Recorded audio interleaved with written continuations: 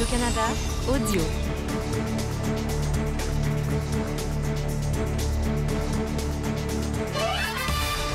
Habituellement, ils sont à froid, mais pour les prochaines minutes, ils seront à chaud parce que nous sommes réactifs avec vos journalistes affectés aux affaires du Canadien, du hockey et maintenant du hockey international.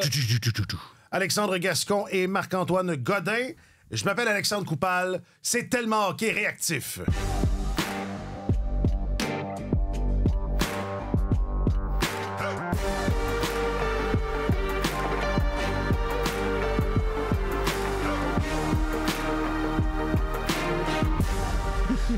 Alors, les dés sont joués. Les formations ont été annoncées. Il y a de ça. Bon, on est réactif, mais quand même, on a une bonne heure.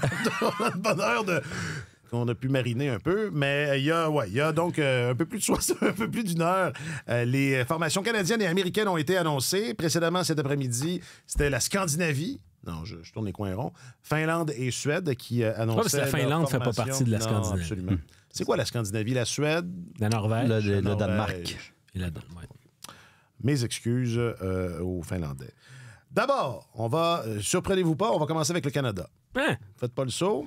Et je vais y aller très simplement. Est-ce qu'il y a une surprise? Est-ce qu'il y a des surprises là-dedans? Moi, je me rappelle, mettons, Drew Doughty. Je me rappelle, mais je me rappelle pas quand, là, mais souvenez-vous, là, à 18 ans, Drew Doughty avait été nommé sur l'équipe canadienne et tout le monde avait fait comme « Oh, oh, oh! » Alors, on n'avait pas vu ça venir. Il n'y a pas de ça, il me semble, cette fois-ci. Non? Marc-Antoine. Marc-Antoine. Pas vraiment. Écoute, faut dire que les noms, les fuites se multiplient depuis quelques jours. Fait que c'est sûr que quand on regarde la formation qui a été annoncée officiellement, je tombe pas en bas de ma chaise sur aucune de ces nominations-là. Ouais. Il y a des nominations qui m'apparaissent cependant très intéressantes. Évidemment, celle de Seth Jarvis, qui est potentiellement le 13e attaquant de cette formation-là. Jarvis, c'est vrai, il est vraiment dans le moule de Hockey Canada. C'est vraiment un gars qui joue sur 200 pieds, qui a une intensité toute canadienne, un niveau d'habileté aussi qui le place avantageusement par rapport à ce groupe-là. Il n'est pas, il est vraiment pas en reste. Je trouve ça intéressant aussi dans une perspective où il y en a plusieurs qui jugent que cette formation-là ou ces formations-là sont montées un peu en guise de préparation aux Jeux olympiques. Alors si tu ouvres la porte à un gars comme Seth Jarvis, qui je crois est rendu à 22 ans, lui, c'est sûr qu'on veut l'amener sur la voie olympique. Alors, mais je trouve que c'est frappant de voir le changement de la garde, de voir que des gars comme Stamkos n'y sont plus, que Tavares n'y est pas non plus. Fait que tu sais, il y a déjà un changement de génération qui est apporté. Doughty, non plus, je parlais de lui. Doughty aurait probablement été là. Joe Doughty, c'est un peu le nouveau capitaine Canada. Là, non, mais quelqu'un m'a dit qu'il devrait être rétabli. Oui, non, il devrait être rétabli. Théoriquement, il est supposé de jouer en janvier. Bon. Théoriquement. Ce qui lui aurait donné une marge de manœuvre d'un mois. Ouais, peut-être, plus ou moins, là, pour essayer de se remettre en forme.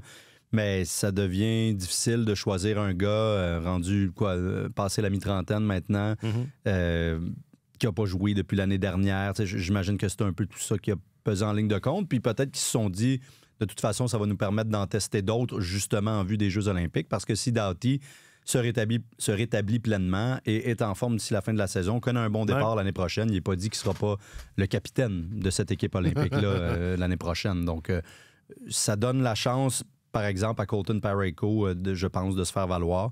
Travis Sanheim, qui connaît une bonne saison puis qui a vraiment relancé sa carrière après un creux de vague il y a peut-être un petit peu plus d'un an et demi de ça environ.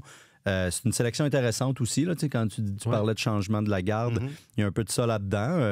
Je le vois comme 7e défenseur en ce moment, mais peut-être qu'il va avoir un coup à jouer aussi. Alors, effectivement, il y a quelques sélections intéressantes comme ça, mais pour le reste, c'est pas mal ce à quoi on s'attendait. Moi, j'ai 11 des 13 attaquants que j'avais mis dans ma prédiction. Je les avais collés. Konechny, c'est vraiment un billet de récence, je pense, là, qui connaît une très, très bonne saison. Mais c'est bien. Mais voilà, c'est devant les filets. Il y a quelques remarquables oubliés quand même. Ouais, OK, allons-y avec ça.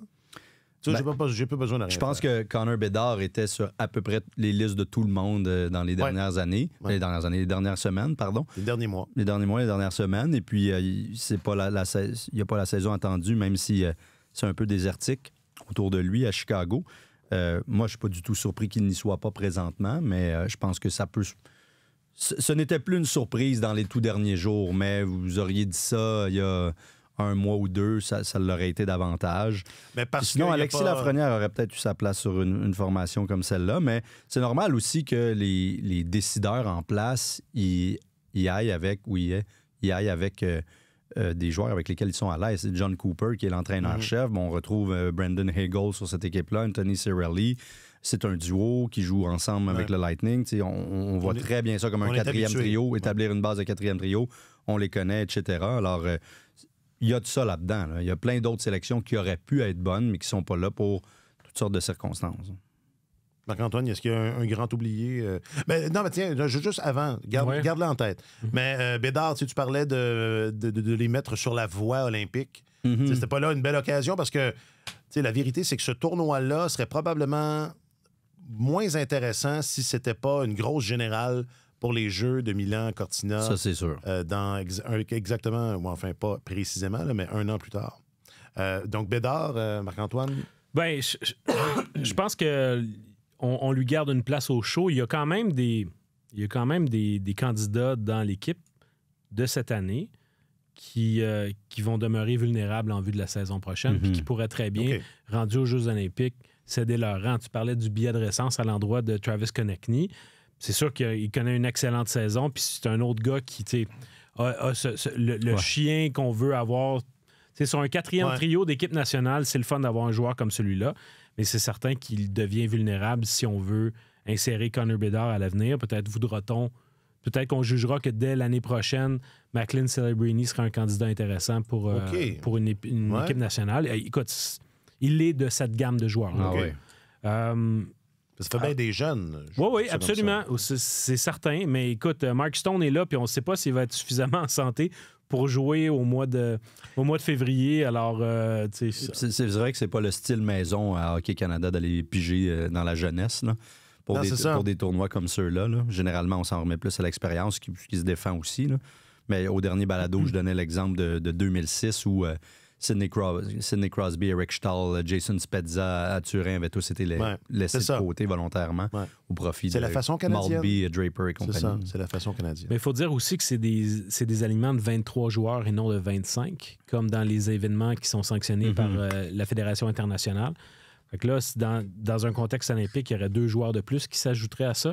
Fait que c'est certain que d'avoir des vétérans, même s'ils ne sont pas en uniforme, mais au moins qui sont dans le giron de l'équipe, qui sont là justement pour être des présences, des éminences grises, ça, c'est une composante intéressante. Puis peut-être que dans ce rôle-là, il y a d'autres gars qui vont se révéler la saison prochaine. Mais pour l'instant, moi, je trouve ça quand même une formation assez intéressante. J'aime le top 9 du Canada.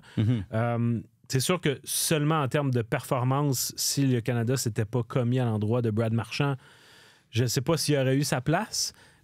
Puis s'il ne se replace pas, lui aussi, il va être vulnérable en vue des Jeux de, des Jeux de Milan. Faisons ça. Il y a des équipes qui se sont commis à l'endroit de certains joueurs, des décisions qu'elle regrette peut-être aujourd'hui. On va parler de la Suède tantôt. Il y en a peut-être un là-bas. Mais c'est ça, tu as effleuré cette idée-là. Moi, je n'avais pas vu ça comme ça, mais il y a des joueurs qui sont en audition, dans le fond. Oui. C'est sûr. Ben oui. Fait que là, vous avez nommé... Tous, là, jusqu'à un certain point. Ils le sont tous. Puis, tu sais, un gars comme Brandon Hagel, par exemple, c'est sûr qu'il connaît une excellente saison avec le Lightning de Tampa Bay, mais je pense que de la même manière qu'on a parlé de Martin Saint-Louis comme étant un joueur qui, à son époque, n'avait jamais cessé de s'améliorer. On a dit la même chose de Brad Marchand. Tout au long de sa carrière, il n'a fait que s'améliorer. J'ai l'impression que, peu à peu, Brandon Hagel est en train de s'affirmer comme étant ce genre de joueur-là aussi, qui a cet élément-là, ce X-Factor, d'être capable, dont la qualité première, c'est de s'améliorer d'année en année. Alors, tu sais, il faut se rappeler, c'est un gars qui a déjà été au camp de développement du Canadien. Tu nous le rappelles souvent. Et malgré ça, j'oublie tout le temps. Ce qui veut dire que ça fonctionne, mon truc, pour être heureux. Voilà. C'est-à-dire, se rappeler de rien. Ça marche. Alors, oublie pas le nom de tes enfants. Ça serait important. Mais, tu sais, alors lui, il continue de s'améliorer. Un mot peut-être sur Cirelli. Dans le poste de 4e centre, tu cherches un 4e centre, évidemment, qui a des compétences au plan défensif. C'est un gars qui va être un candidat au Trophée Selke cette année, probablement.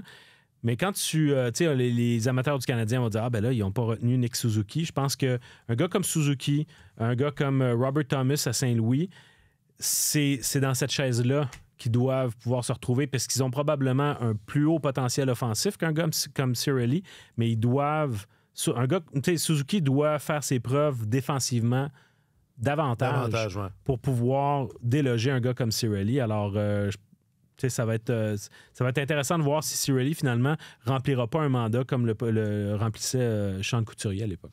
Ouais, moi, j'aurais vu Suzuki, ou du moins si dans une formation à 25 joueurs, donc 14 attaquants, peut-être qu'il pourrait se glisser comme 13e, 14e, là, mais je le vois difficilement prendre un poste régulier au sein des 4 premiers trios. Le 4e trio... Oui, exactement. On essaie d'équilibrer ces formations-là, évidemment, beaucoup plus que de juste aller chercher les talents les plus bruts, si on peut dire. Ce qui fait que Cirelli et Hagel ont tout à fait leur place, selon moi, mais ça fait pas un gros 4e trio pesant. Hagel est assez grand quand même, 6 pieds 2, mais il est plutôt élancé. C'est pas... Si tu compares avec ce que les Américains risquent de présenter... Ça fait pas une grosse équipe, à vrai dire. À l'attaque, là? À l'attaque, non. Non, c'est ça. Avec pas, Jarvis, ça fait pas très canadien. On parlait de la façon de faire canadienne. C'est remarquable. Avec le cliché des bœufs de l'Ouest et tout, là, on n'est pas du tout là-dedans. Même en défensive, c'est pas... c'est moins flagrant, là, mais c'est flagrant. En attaque, c'est flagrant. Les Suédois, la défense suédoise, en moyenne, mesure 6 pieds 3 et pèse tout près de 210 livres. Ouais. Donc, on n'est pas... c'est une tonne, ça. 2 tonnes. Non. 1 tonne et demie. À 7 fois plus de 200, ouais, exactement. 1 tonne et demie de... Non, c'est pas grave, là. J'essayais de faire une image, j'étais en train de la ruiner. C'est 1 tonne et demie, t'as raison. 1 tonne et demie de défenseurs suédois. Scandinaves. C'est une tonne suédoise. C'est une tonne suédoise. Ouais, exact.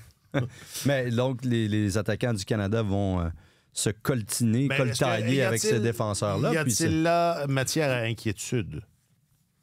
À quel niveau? Au niveau du gabarit? Oui, parce que vous trouvez c'est apparent. C'est pour ça que Sam Bennett est là entre autres. Là, c'est pour frapper tout ce qui bouge, puis déranger. Puis, Mais en même temps, c'est un tournoi qui a lieu au milieu de la saison de la Ligue nationale. Je ne sais pas dans quelle mesure... On verra bien quel genre d'allure ce tournoi-là va prendre.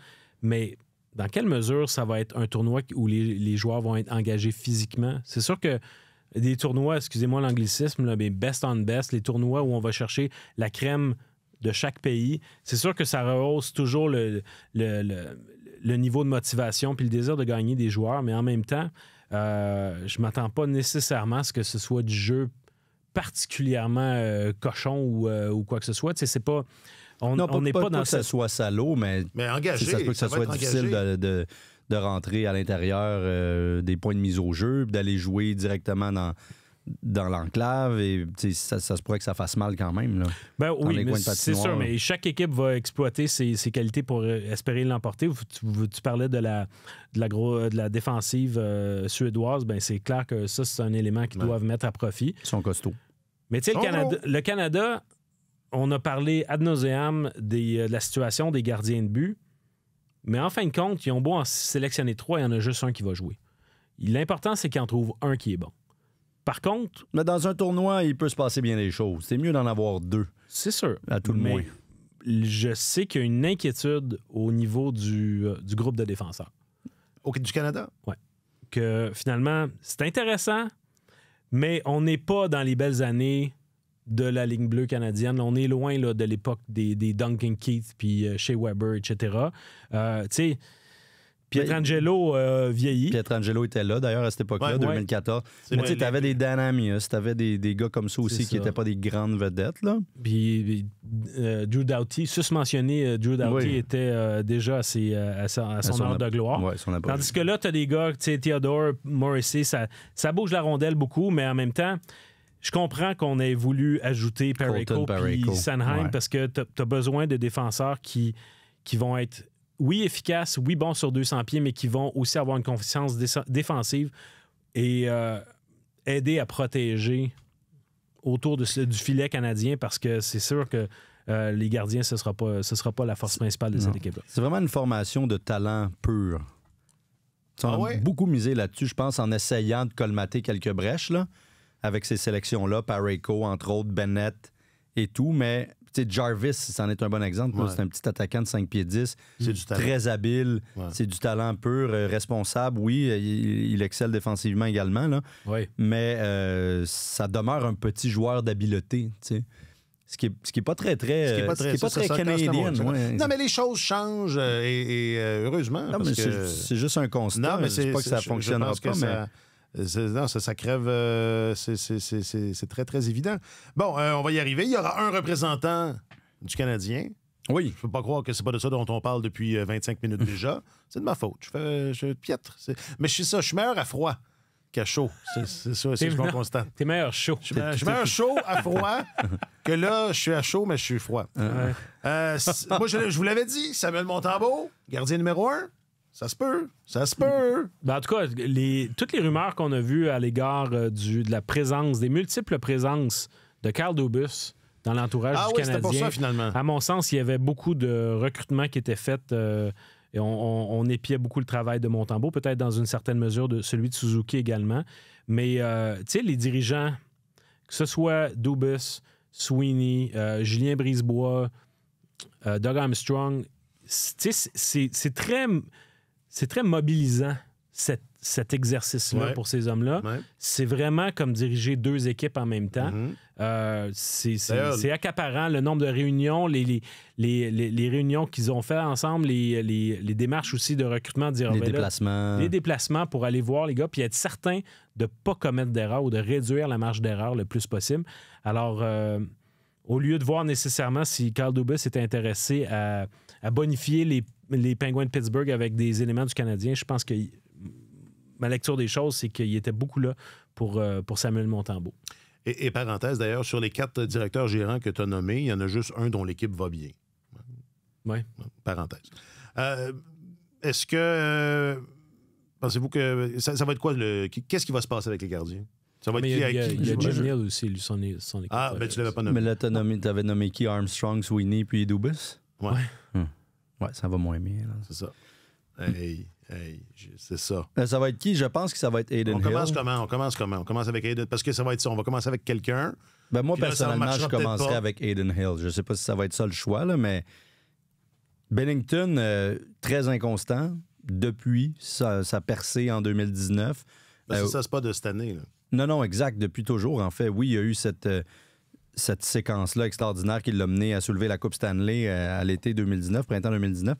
Et depuis, il y a eu d'autres bons moments aussi, là, mais c'est un gardien qui est quand même très inconstant, qui ne connaît pas une très bonne saison. Adin Hill, ses succès sont plus récents. Je le trouve plus stable comme gardien en ce moment. Personnellement, moi, j'irais avec Adin Hill pour commencer le tournoi. Mais j'ai l'impression que c'est un cas où personne ne va avoir une grande marge de manœuvre. Du moins, peut-être pour la confrontation des 4 nations. Tu sais, c'est 3 ou 4 matchs maximum, donc ça va quand même vite. Tu n'as pas vraiment le temps de te virer de bord, mais pourquoi ce ne serait pas un cas où si le Canada qui joue contre la Suède, son premier match, je pense, il joue contre la Suède, tu perds d'emblée, tu es déjà un petit peu dans le trouble parce que c'est les 2 premières équipes qui passent en finale.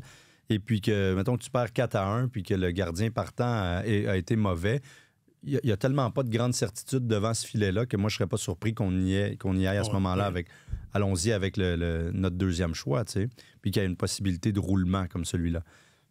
Se rendre à Montembeault, ce serait surprenant. Là, ça prendrait probablement une blessure ou autre. Le consultant des gardiens de l'équipe canadienne, cependant, est M. David Alexander, qui travaille pour les Blues de Saint-Louis. Donc, peut-être que ça peut donner une petite marge de manœuvre à Jordan Binnington, mais je pense que je reviens sur l'expression de billet de récence, mais là, qui va être hot à ce moment-là? T'sais? Puis on le sait pas. Adin Hill, en début de saison, a eu un passage à vide. Binnington, c'est pas facile. Ça pourrait être juste ça le critère, parce que le pedigree est tellement pas si imposant que ça dans un cas comme c'est 2 gardiens autres qui ont gagné la Coupe Stanley quand même. C'est sûr. Mais dans des contextes qui sont pas... comme Alex dit, Binnington, il y en a des gardiens qui ont été hot au bon moment. Là. C'est pas clair si c'est pas ça qui est arrivé à Binnington. Puis Hill... il y avait une grosse équipe devant lui. Hill fait partie... je sais qu'ils ont gagné la Coupe Stanley, mais dans ils ont pas... J'allais dire, ils n'ont pas joué des rôles clés, c'est pas vrai. Non, Hill avait été vraiment dominant. Là. Ouais. Mais reste que... Il me semble que c'est sur des courtes séquences. Tu sais, ça reste que Hayden Hill, on s'entend que la charge de travail que tu as accumulée au fil des ans n'est pas nécessairement pertinente dans un tournoi comme celui-là, qui est si éphémère, si ponctuel. Ça demeure que c'est un gardien qui n'a jamais disputé plus de 35 matchs dans une saison. Là. C'est bizarre, c'est ça. C'est quand même étonnant de dire c'est lui notre gars, c'est notre homme. Mais c'est là où on en est. D'ailleurs, si vous voulez savoir pourquoi, j'ai écrit sur le sujet en début de semaine. Je vous invite à retourner sur le radiocanadasport.ca. C'était bon. J'aurais pu faire comme un essai. C'était comme tombé un peu dans un rabbit hole. 4000 mots au total, hein? Ouais, 4000 mots, c'est bon. 1500. Tu sais, t'as parlé à des gens, puis t'as mis des thèses. J'ai comme fait mon travail. C'était bon. C'était très bon. Tout ça pour dire que oui, c'est étonnant qu'on se retrouve avec des gars comme ceux-là. Puis Samuel Montembeault, sa grande lacune... Oui, il a gagné le championnat du monde il y a presque 2 ans. Non, mais quand je dis ça, c'est pour rire. Là. Non, mais c'est parce que c'est intéressant de se poser la question parce que, honnêtement, est-il vraiment moins bon que les deux autres? La réponse en ce moment, la réponse, je pense que c'est non. S'il jouait devant une bonne équipe, Samuel Montembeault, il aurait probablement de bonnes statistiques. Et il le prouve là. Lui aussi, c'est un gars qui s'améliore constamment depuis plusieurs années. Ce qui lui nuit vraiment, mais visiblement, on l'aime quand même à Hockey Canada, c'est qu'il a très peu joué dans des matchs de championnat où l'enjeu est extrêmement élevé. Parce que même plus jeune... Exactement. Je pense qu'avec l'Armada, je vérifie en même temps. Il me semble qu'avec l'Armada, ils sont rendus en finale une année. L'entendez-vous vérifier je pense que oui. Mais moi, le son d'Alex qui vérifie en même temps, ça m'apaise. En fait, à l'intérieur de sa tête, c'est le même bruit que les vieux modems. Là. C'est fatigant, sa galerie de presse. C'est le fax. C'est le bruit du fax. Un fax, non, c'est Gascon qui réfléchit. Mais c'est ça. Donc oui, des matchs à plus haute signification. Mais non, j'ai un problème avec mon Internet. Mais je me rappelle qu'avec l'Armada, il y a eu de très bonnes équipes. Je pense qu'il a atteint la finale. Puis mais c'était quand même un autre contexte, là, on s'entend. Puis sinon, sa grande expérience, c'est le championnat du monde il y a 1 an et demi, 2 ans. Donc ça nuit vraiment parce que il faut que tu sois bon là. T'as pas le temps t'as pas de tour de chauffe. Ça vaut pour les Olympiques aussi, même si t'as peut-être un petit peu plus longue piste de décollage. Donc tu penses qu'on le verra pas? Je pense qu'il y a plus de chances qu'on le voit pas. Comme une genre de mais c'est pas impossible. C'est pas impossible. Mais je pense pas qu'on va le voir, mais c'est pas impossible. Non, je suis d'accord avec toi. C'est très bon. Autre chose à ajouter sur cette sélection canadienne? Peut-être une surprise parmi les joueurs qui auraient pu se mériter une place. Mark Shafley a quand même connu un très bon début de saison avec les Jets de Winnipeg. Il est pas petit. Mais il y a beaucoup. Il est pas petit, mais en même temps, c'est beaucoup une question de casting. C'est que si tu dis. Patine pas. Si tu cherches un joueur de centre à caractère offensif, c'est pas sur ton 4e trio que tu vas l'avoir. Est-ce qu'il va déloger McDavid? Mais je regarde Crosby, ça. Point. C'est extrêmement rapide, cette formation-là. Là. Visiblement, ils ont mis l'accent sur la vitesse. Ouais. À part peut-être... Stone, c'est plus un jeune poulet du printemps. Ça n'a jamais été sa force non plus. Non. Mais il est dominant ailleurs. Peut-être qu'il cadrait un peu moins, peut-être, dans ce portrait-là en raison de son manque de mobilité. J'aime ça, comment tu penses? Donc, rapide, léger. Ce serait deux caractéristiques. Oui, quand même. À l'attaque, certainement. Voulez-vous en ajouter une troisième ou on passe talentueuse aux États-Unis? Oui, talentueuse. Est-ce que c'était l'intuition qu'on avait avant les annonces? Et là, on a les noms là, sur les feuilles de papier. Sur le papier, qui ne pense pas que la meilleure équipe est américaine? Yeah boy. Non. Ce sont les favoris. Sur papier, c'est la meilleure équipe. Mais ça ne se joue pas sur le papier. On dit que ça se joue sur la glace. C'est ce qu'on dit, généralement. Est-ce que là, vous voyez, je ne sais pas, un scandale, un grand scandale? Cole Caulfield, ils ont osé ignorer... Tage Thompson. Tage Thompson, c'est vrai que c'est de... John Carlson. Oui. Très, très surpris de ça. Donc, on parle de joueurs qui ne sont pas là. Si vous suivez. Oui, mais en même temps, je garde la même logique là, que pour Scheifele. C'est que Carlson, c'est surtout un arrière à caractère offensif. Ils sont déjà assez bien servis en la matière. Là. Quand tu regardes, là, tu as des gagnants du trophée. Ce n'est pas que ça, John Carlson. Non. Puis c'est un costaud, là. Bon, oui, c'est un costaud. Mais écoute, en même temps, Zach Werenski a défoncé des portes. Puis ça, je suis d'accord. Non, c'est plus Hanifin, moi, qui me surprend. OK. Mais je trouve que lui, Hanifin, tu le places un peu n'importe où, il va t'en donner dans tous les départements. J'aille pas ça. Moi, Non, écoute, ils sont forts. Sont forts partout. Là. J'aime beaucoup la sélection de Brock Faber. Ouais. Avec Jacob Slavin, là, ça peut te faire une paire éteignoire de grande qualité.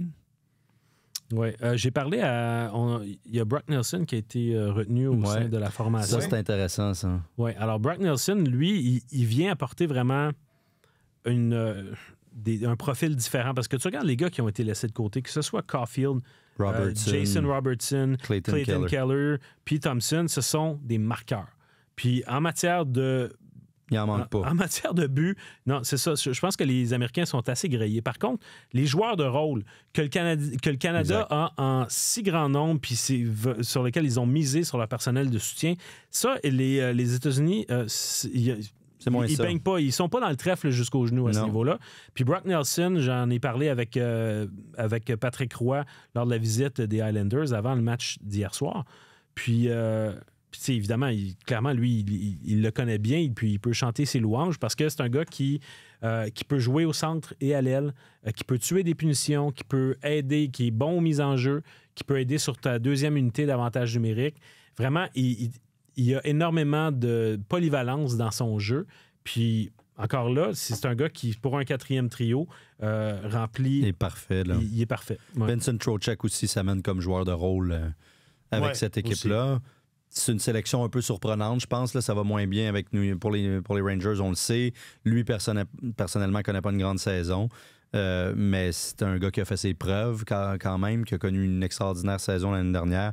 Puis je le vois bien sur ce quatrième trio-là, justement, peut-être à l'aile avec Brock. C'est ça, c'est un potentiel quatrième trio des Américains, comme moi je l'avais rafistolé. Ouais. Je voyais peut-être Boldy, Nelson, Trocheck. Tu as vraiment un quatrième, tu as une identité là, à ce trio-là, plus forte encore que ce qu'on trouve.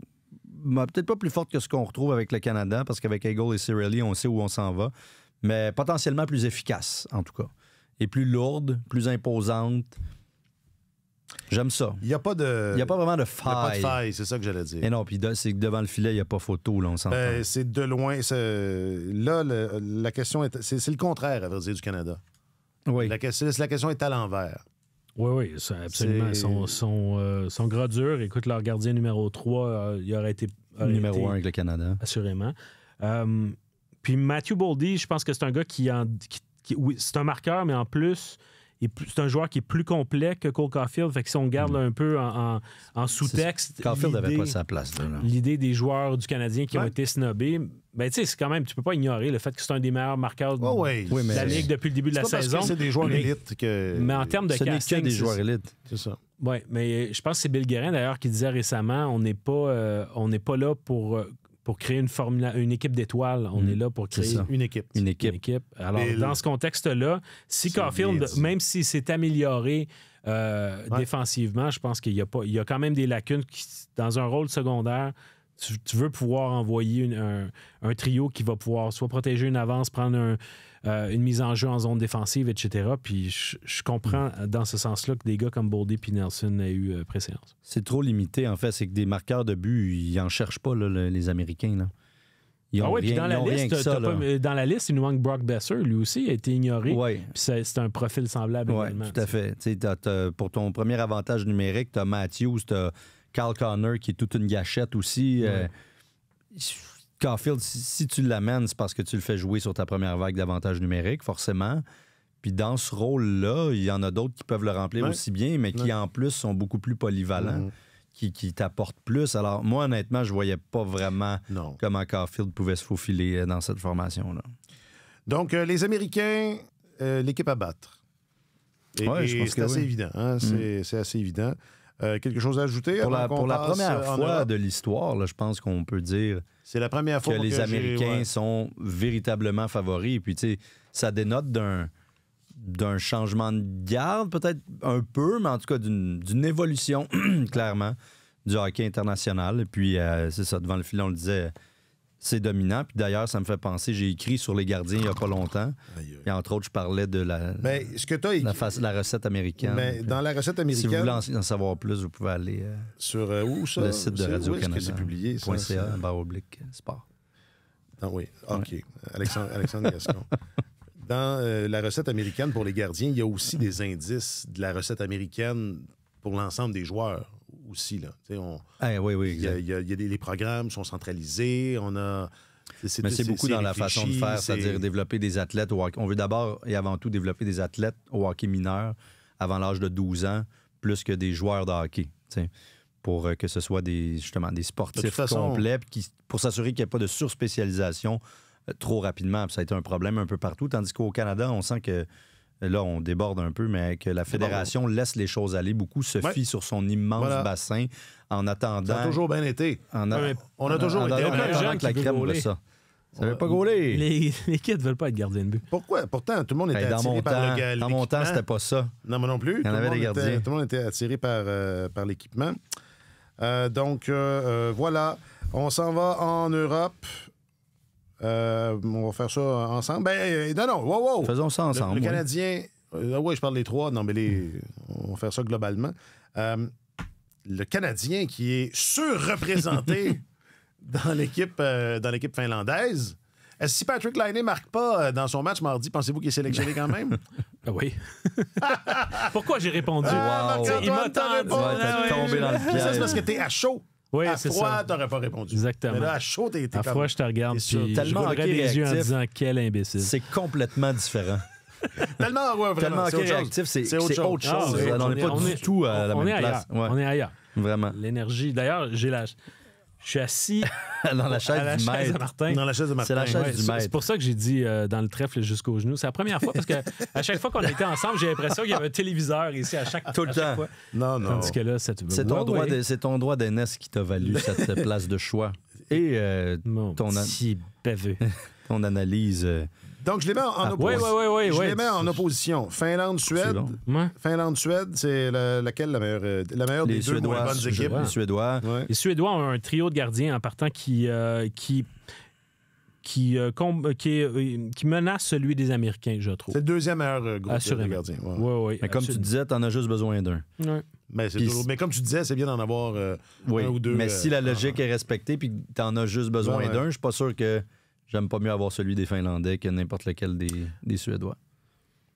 Jussi Saros étant celui dont je parle. Là, on nomme pas beaucoup les gens dont on parle. On y va tranquillement. Tu fais bien de tranquillement. Non, mais c'est correct. Mais je pense que les Finlandais ont une lacune qui ressort là, vraiment, plus que les autres, c'est en défense. On n'a pas...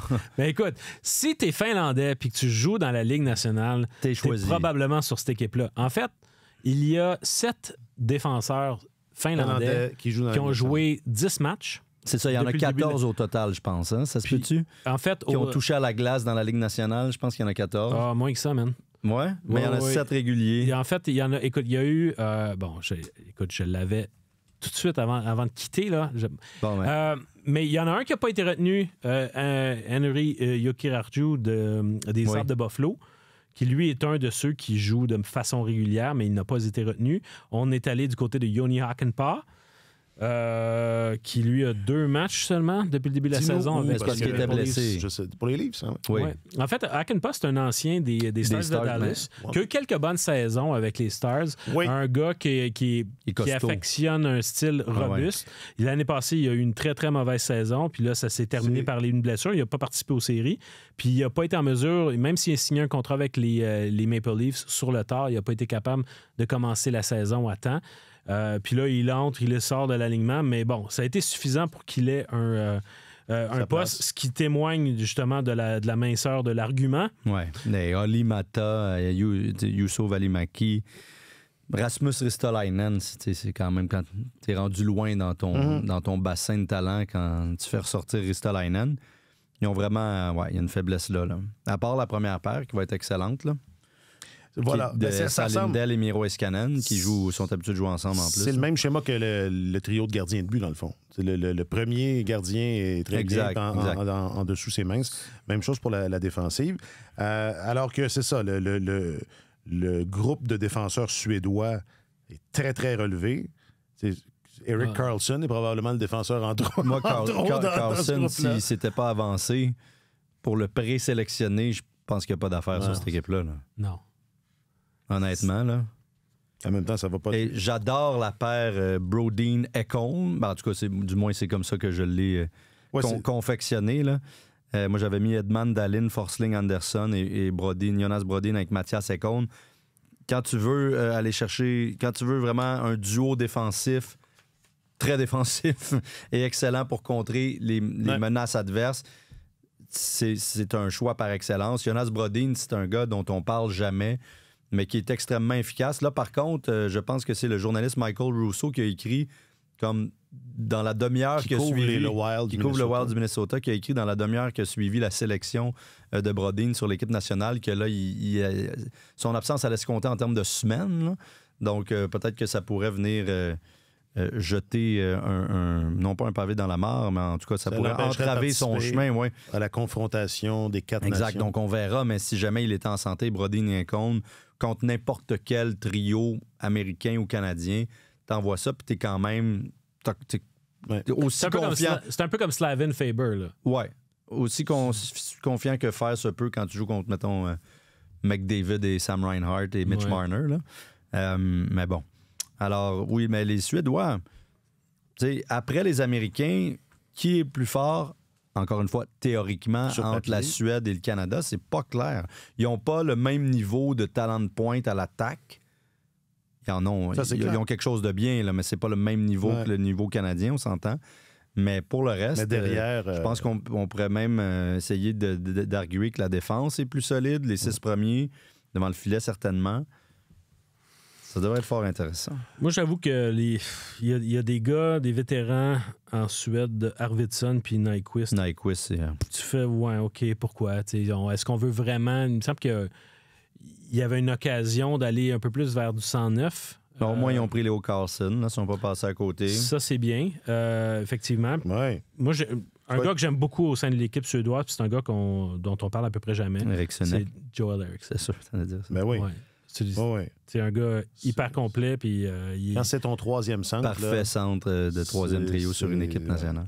Mais tu sais, c'est quand même un contingent. Ils ont de la force de frappe au niveau. Ils ont des finisseurs. Quand tu regardes Nylander, Forsberg, Brett, Raymond, c'est tous des gars qui vont marquer des buts. Moi, je trouve que leur ligne de centre est moins intéressante que celle de la Finlande parce que si la Finlande décide d'y aller, Barkov, Aho, Hintz, par exemple, c'est difficile. C'est 3 colosses qui vont... Et Lundell aussi, c'est un costaud, là. Oui, puis c'est tous des gars qui savent très, très bien jouer défensivement. Je trouve que la Finlande pourrait garder les matchs à bas pointage, puis ils vont jouer au corps. C'est la méthode, c'est le ciseau finlandais. Écoute, on se bat jusque dans nos derniers retranchements. Je t'en parlerai en dehors des ondes. Je voulais pas m'embarquer là-dedans, c'est mon erreur. Mais, mais les Finlandais performent toujours bien à l'international, règle générale. Ouais. C'est des joueurs qui se connaissent bien. Il y en a beaucoup qui ont grandi ensemble. On forme des équipes nationales tôt en Finlande et puis on les fait justement apprendre à se connaître. Et puis il y a toujours une certaine chimie dans les équipes finlandaises. Notre bon ami Yoel a toujours élevé son jeu aussi au niveau international. Parce qu'il est à l'aise. C'est sa gang. C'est sa gang. Non, c'est vrai, puis, c'est un gars qui a besoin d'être à l'aise. Puis il va être dans son rôle aussi. C'est sûr que... c'est drôle parce qu'en fin de compte, il a été préféré à un gars, par exemple, comme Jesper Kotkaniemi. C'est amusant. J'avais complètement oublié. Ouais. Puis encore là, c'est pour ça que je suis un gars de bonne humeur. Cette mémoire sélective, là, c'est bon. Parce que son rôle de spécialiste, puis on le voit cette année, là, je pense que j'ai jamais vu un duo d'attaquants en infériorité numérique chez le Canadien aussi dominant que Evans et Armia en ce moment. L'unité d'infériorité numérique va bien, les défenseurs bloquent des lancers, puis tout ça, bravo, mais je trouve que c'est au niveau des attaquants, la pression qu'ils exercent à la ligne bleue en entrée de zone, puis même retarder l'entrée de zone de l'unité de supériorité numérique adverse. Mais je trouve que Armia et Evans font un boulot admirable en ce moment. Alors, ce genre de qualité-là qu'Armia apporte, en plus de son gabarit, tout ça, la compréhension du style finlandais qui va lui convenir comme un gant. Lui, comme joueur de rôle, il est tout à fait à sa place. Mais Lekkonen Dano, quand même, pendant les séries jusqu'à la finale de la Coupe Stanley. Là. C'est vrai qu'ils ont été excellents. Ils ont été extraordinaires. On est dans ce registre-là. Moi, je vous le dis tout de suite, là, préparez-vous. Là, quand ce sera le temps d'en parler, je vais militer pour que le Canadien offre un contrat à Yoel Armia. Préparez-vous mentalement. Ah boy, merci de m'avertir. Oui. Je fais ça. OK, confrontation. Le bureau éditorial de Radio-Canada a statué plus tôt aujourd'hui. Il faut appeler ça la confrontation. Alors, arrêtez de dire tournoi. Confrontation des 4 nations. Oui, mais moi, ce que je trouve plus difficile, c'est que l'appellation radio-canadienne, c'est confrontation des 4 nations, 4 en chiffres, nation petit n. Moi, c'est ça. Alors là, une nation, c'est toujours petit n, c'est un nom commun. Ouais. Ben, je sais pas. Après un chiffre, là, il me semble que ça... Mais si c'était... Non. Si les nations étaient... C'est toi, Jules Fournier, c'est ça. Puis ce n'est pas que l'appellation radio-canadienne, c'est comme ça que la Ligue nationale a décidé d'appeler son tournoi en français. Alors, qui remportera, et on termine avec ça, qui remportera la confrontation des 4 nations? Le Canada. Bonne réponse.